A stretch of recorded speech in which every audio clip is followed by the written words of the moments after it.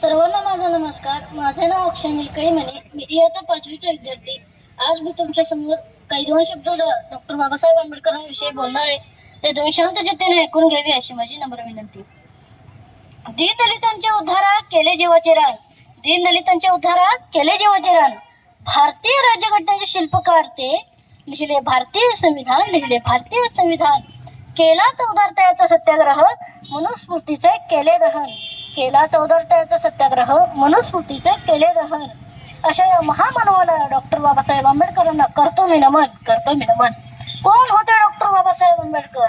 Doctor Babasaheb आंबेडकरांच्या नावाचा अर्थ बा म्हणजे बाणेदार ते स्वभावाने, बा म्हणजे बारकाईने अभ्यास करणारे, सा म्हणजे साधकते बौद्ध धर्माचे, हे म्हणजे हेतू ज्यांचा सर्वसामान्यांच्या विकासाचा, ब म्हणजे बदल समाजात घडवून आणणारे, आ म्हणजे आनंद सर्वसामान्यांच्या जीवनी आणला, बे म्हणजे बेधडक सत्याग्रह केला चौदार, ड म्हणजे डगमगले नाही संकटे आल्यावर, क म्हणजे करते समाज उन्नतीचे, आणि र म्हणजे रचयिते भारतीय संविधानाचे, असे डॉक्टर बाबासाहेब आंबेडकर.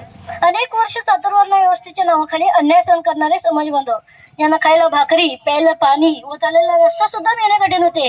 अशा दीनदलितांच्या व्यथा जाणून त्यांचे अश्रू पुसण्याचे व त्यांना जगण्याचा अधिकार मिळवून देण्याचे कार्य आपले डॉक्टर बाबासाहेब आंबेडकरांनी केले.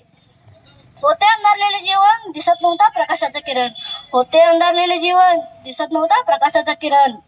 पुसणं त्यांचे अश्रू, देणं दीनदलितांना नवसंजीवन. पुसणं त्यांचे अश्रू, देणं दीनदलितांना नवसंजीवन. अवतारला एक महामानव डॉक्टर बाबासाहेब आंबेडकर त्यांचे नाव, आंबेडकर त्यांचे नाव.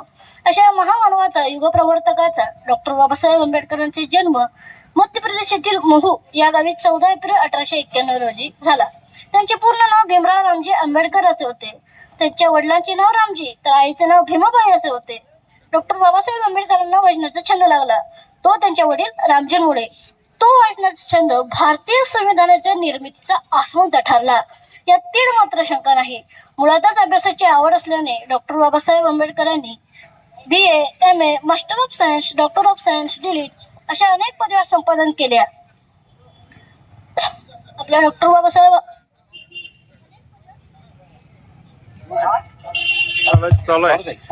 अनेक पदव्या संपादन केल्या. मला माणसांच्या सहवासापेक्षा पुस्तकांचा सहवास अधिक आवडतो.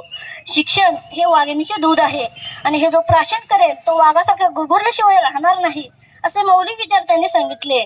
शिका, संघटित व्हा आणि संघर्ष करा, असा क्रांतिकारी संदेश त्यांनी सर्वसामान्यांना दिला. बऱ्याच ठिकाणी अस्पृश्यांना पाणवठ्यावर पाणी भरण्याचा व पाणी पिण्याचा अधिकार नव्हता. त्यापैकी एक होते महाड येथील चौदार. तेथील स्पृश्य लोक अस्पृश्यांना पाणी भरू देत नव्हते.